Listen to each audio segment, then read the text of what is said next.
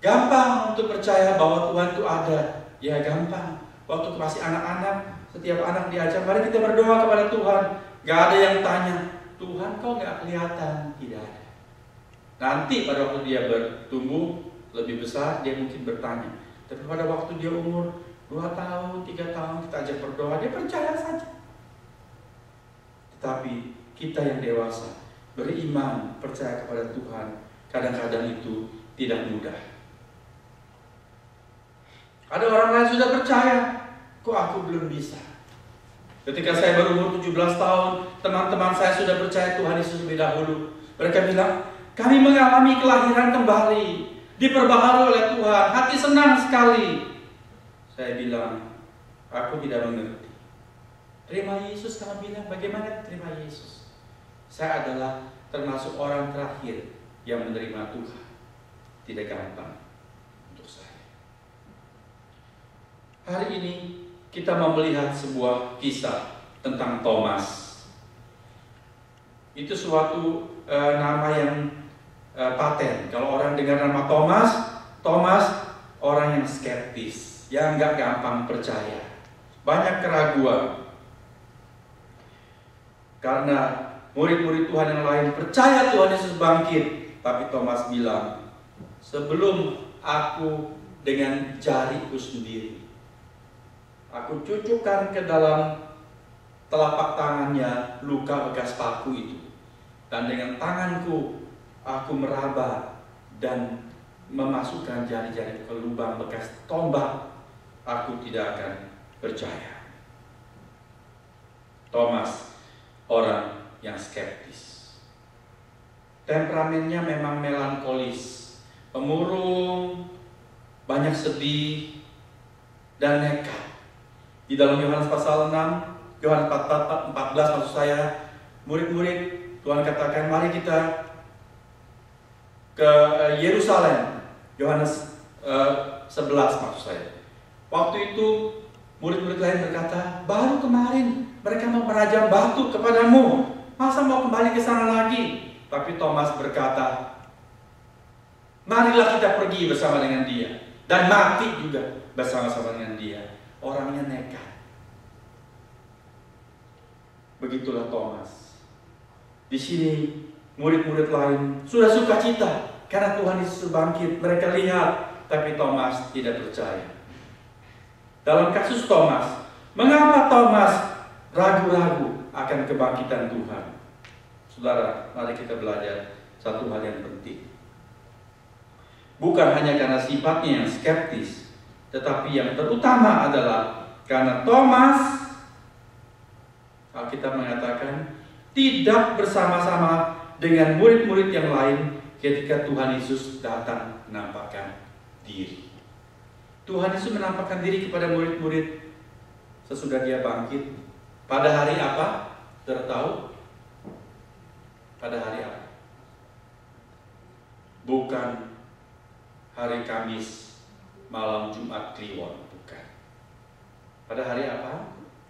Kita mencatat pada hari pertama minggu itu jadi hari Minggu. Kalau disebut hari pertama itu hari Minggu. Kalau orang Tionghoa mengatakan pagi itu hari Senin, oke?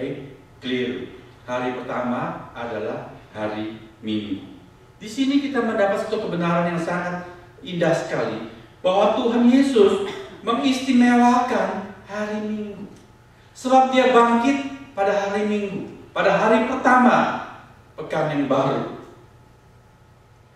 Sejak hari itu, sejak hari kebangkitan Tuhan Yesus, maka Sabat itu bergeser. Dulu Sabat adalah hari Sabtu untuk orang Yahudi sampai dengan hari ini. Hari Sabat, hari perhentian adalah hari Sabtu. Tetapi sejak Tuhan Yesus bangkit, maka orang-orang yang percaya kepada Tuhan mengkuduskan hari secara istimewa. Hari perhentian, hari istirahat, hari untuk datang menyembah Tuhan, hari untuk bersekutu di hadapan hadirat Tuhan adalah hari pertama di dalam sebuah pekan yang baru, yakni hari Minggu. Dan ternyata Tuhan berkenan kepada hari tersebut karena dia menyatakan diri kepada murid-murid pada hari pertama Minggu itu. Jika murid-murid berkumpul di hari Minggu, Tuhan datang menyatakan diri dan menyampaikan shalom, shalom aleichem, damai sejahtera bagi kamu. Murid-murid yang takut dikuatkan hatinya, yang gentar disemangati, yang murung diberikan sukacita. Pada waktu murid-murid melihat Tuhan yang bangkit, Thomas tidak ada bersama dengan mereka. Saudara, di sini suatu pelajaran yang sangat penting. Jangan pernah menyepelekan hari Minggu. Jangan pernah menyepelekan hari perhentian, hari untuk berbakti, bersekutu bersama dengan sesama orang seiman, dan menyembah Tuhan, memuji Tuhan bersama-sama. Saudara akan bosan mendengar kalimat ini saya ucapkan, tetapi saya akan terus-menerus mencanangkannya. Selama saya masih melihat di tengah-tengah jemaat dan orang-orang Kristen, masih ada orang yang gampang meremehkan hari Minggu, memilih jadwal lain, acara lain, lalu absen kebaktian dengan mudah saja. Hati-hati, saudara akan kehilangan, dan bukan kehilangan, melainkan menghilangkan berkat-berkat istimewa.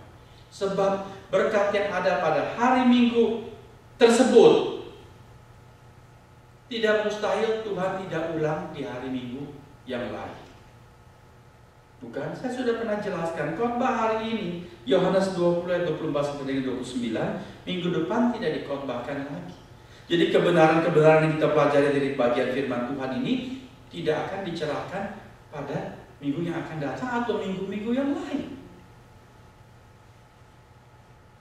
Sebuah lagu dinyanyikan, mungkin lain kali masih dinyanyikan lagi, atau sudah pernah dinyanyikan beberapa waktu yang lalu, tetapi kegembiraannya, sentuhan Roh Kudus pada hari itu tidak sama dengan hari yang lain.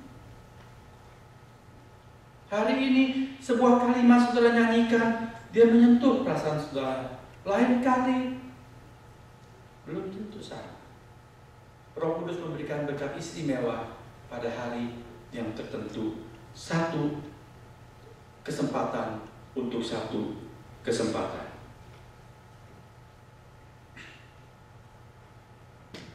Thomas kehilangan berkat penyataan Tuhan yang bangkit. Kemudian seminggu dia lewati berikutnya dengan kemurungan,